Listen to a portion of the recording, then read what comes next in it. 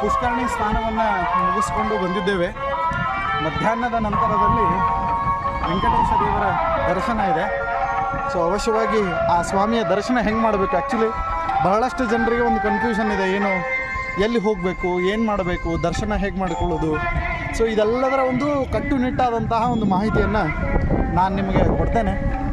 ಸಾಮಾನ್ಯವಾಗಿ ವೆಂಕಟೇಶ ದೇವರು ಎಷ್ಟು ದೊಡ್ಡ ದೈವ ಅಂತಂದರೆ ಹೇಳ್ತಾರೆ, ಏನು ಕಲ್ಯಾಣ ಅದ್ಭುತ ಗಾತ್ರಾಯ.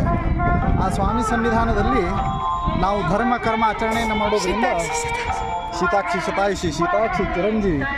ಸೊ ಸ್ವಾಮಿ ಸನ್ನಿಧಾನದಲ್ಲಿ ಧರ್ಮಕರ್ಮಗಳನ್ನು ಮಾಡೋಣದ್ರಿಂದ ಕಲ್ಯಾಣವನ್ನು ಅದ್ಭುತ ಗಾತ್ರದಲ್ಲಿ ಮಾಡ್ತಾನೆ. ನೀವು ವಿಚಾರ ಮಾಡಲಿಕ್ಕೂ ಸಾಧ್ಯ ಇಲ್ಲ, ಅಷ್ಟು ಅದ್ಭುತವಾಗಿ ಕಲ್ಯಾಣವನ್ನು ಮಾಡ್ತಾನೆ.